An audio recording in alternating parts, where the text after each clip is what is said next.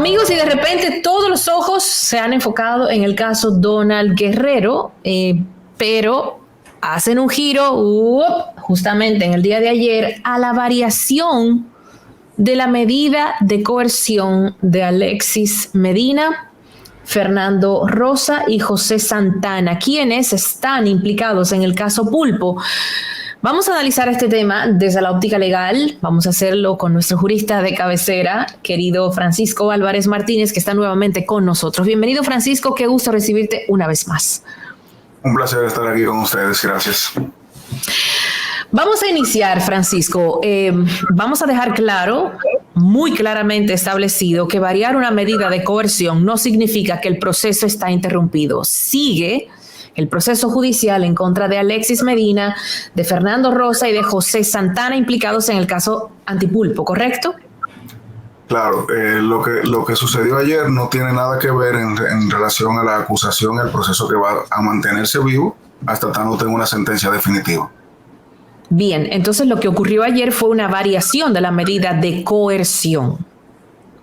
Bueno, sí, lo que pasa es que lo que dice el código, la prisión preventiva tiene un máximo en principio de 12 meses.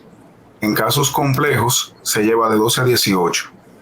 Lo que se entiende que el legislador quiso decir cuando limitó al máximo esos 18 meses es que a los 18 meses y un día la persona debe irse a su casa, o sea, cesa la prisión preventiva. Esa discusión se había tenido porque me parece que uno de los imputados o los imputados tenían ya 21 meses guardando prisión preventiva, y creo que entonces creo que lo que hizo el juez el día de ayer fue primero comprobar evidentemente la necesidad del cese de la prisión preventiva, es decir, él debía quizás ordenar que esas personas se fueran a su casa y punto. Sin embargo, valoró algún elemento que todavía no tenemos, que lo vamos a ver cuando tengamos en nuestra mano la sentencia, como pertinente imponer otra medida de coerción, que me parece que fue el arresto domiciliario. Por lo menos eso fue lo que vi reseñado en la prensa. Entonces, no fue o no debió ser en sí. Creo que había fianza también. Exacto. Entonces lo mandó para su casa con una fianza. Que hay que ver si es con una compañía de seguro o si es con dinero en efectivo. Y también yo no sé cuánta gente tendrá un menudito de 60 millones de pesos.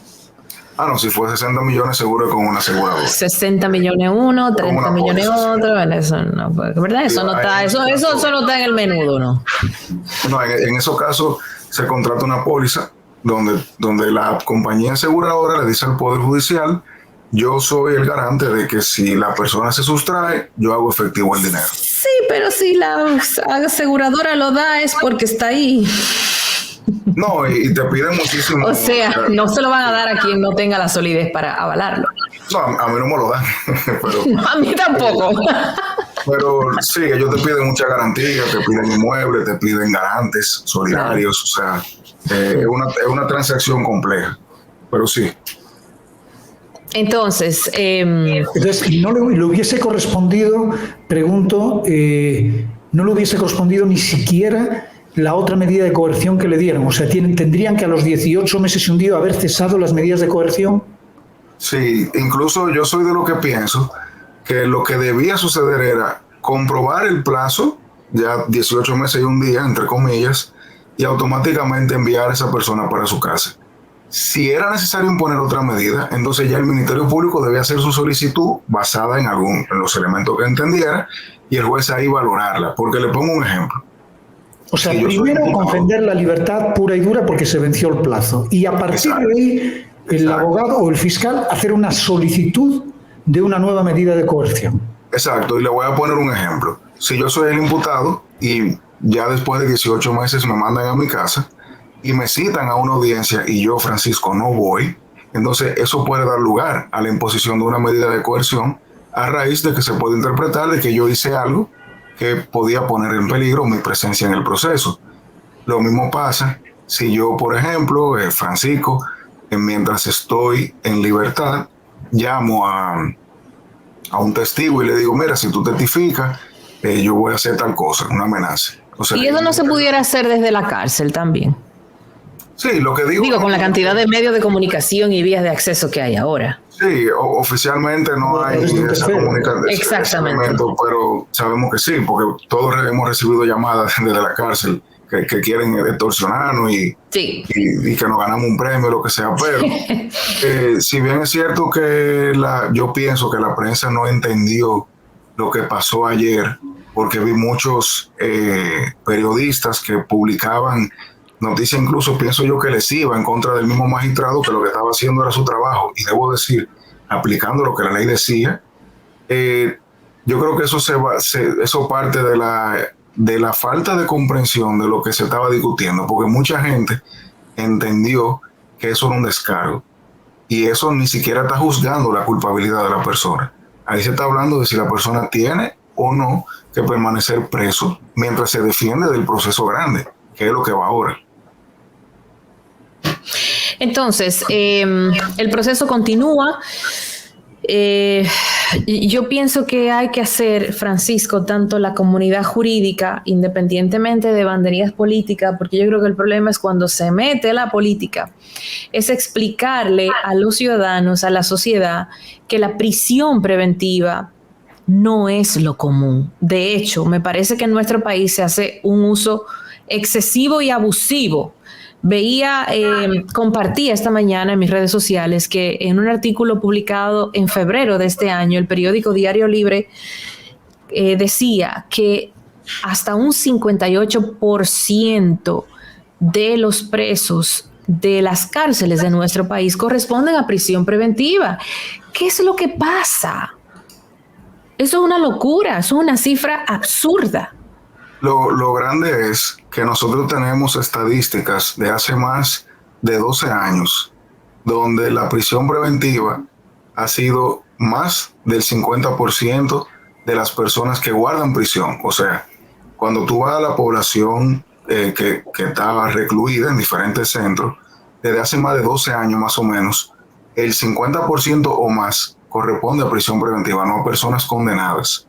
Y eso ha aumentado hasta un 60, 70% dependiendo del año. Sin embargo, nosotros tenemos una percepción de que eso ha empeorado en los últimos años. Pero estadísticamente hablando, tenemos por lo menos desde el 2013 que la cantidad de prisión preventiva que se impone es más o menos la misma. Cambian obviamente 500, 1000 personas anuales, pero son elementos que no van a variar radicalmente el porcentaje. Eso responde a diferentes elementos, pero yo pienso que se ha vendido como una forma de justicia esa primera imposición de una prisión, que entonces la sociedad se ha acostumbrado a percibirla como eso, como justicia, y entonces los juzgadores no siempre, pienso yo, tienen la capacidad de evitar ese clamor social. Porque todo lo que se mueve en República Dominicana, lamentablemente, siempre tiene componentes.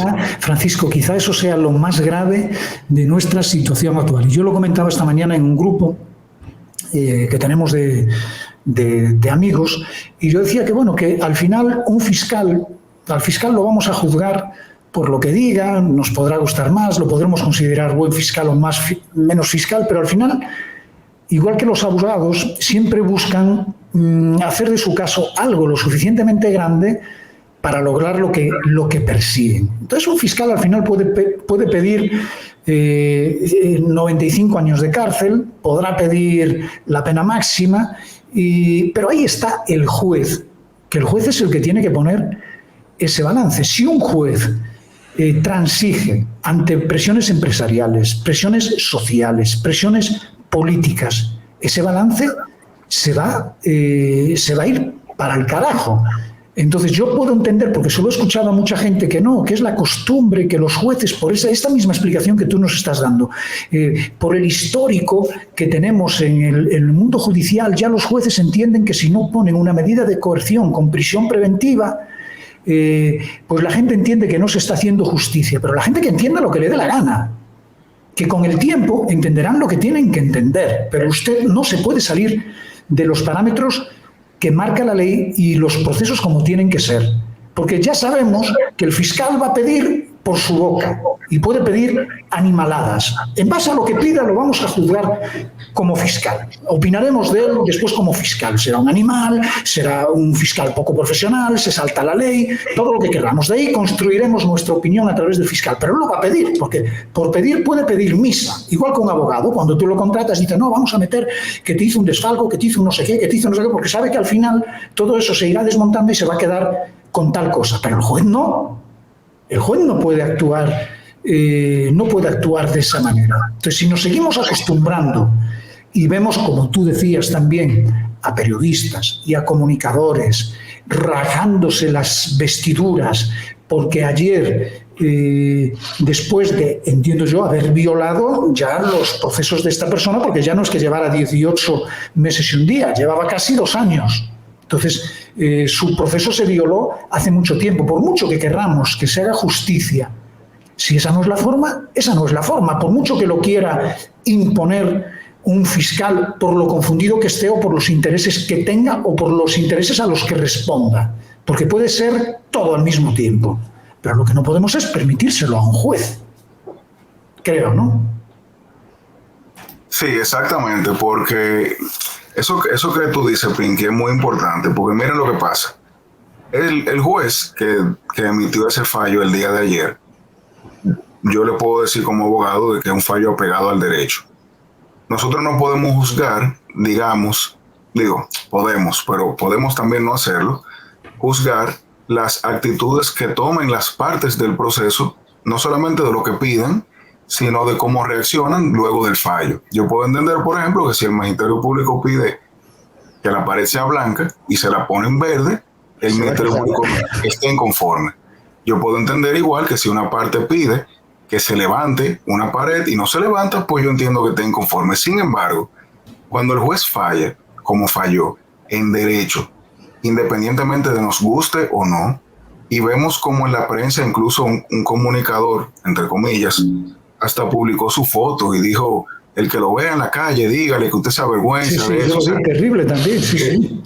Cuando nosotros estamos viendo que eso se está normalizando, así como un doctor ve la sangre y se mantiene tranquilo, la sociedad no puede dejar que eso sea la norma, porque es muy fácil uno no proyectarse en la vida de una persona que digamos que se ha llegado a ver hasta infame en cierta manera, pero todos nosotros podemos ser víctimas de ese tipo de razonamiento obtuso, porque solamente bastan 2 cosas: que tú tengas un problema con la justicia y que una persona con cierta labor o con cierto podio comunicacional se coja contigo. Luego que tú tienes eso, aniquilar a la persona, o sea, tú destruir a la persona antes de un juicio de culpabilidad, toma 2 días en Twitter. Y entonces... Y te fuiste lejos, ¿eh?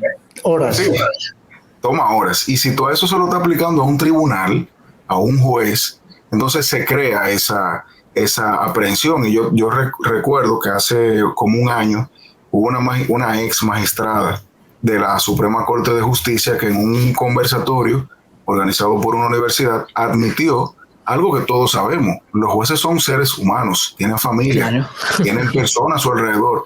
No es verdad que el juez no se ve afectado por la opinión pública. Claro. Lo que pasa es que ellos no deben dejar que eso haga que ellos varíen una decisión. Pero tenemos que reconocer que ese tipo de esfuerzo mediático que alguna persona están promoviendo con tanto énfasis y tanta fuerza, sí distorsiona la justicia. Mira, crea perdón. una presión.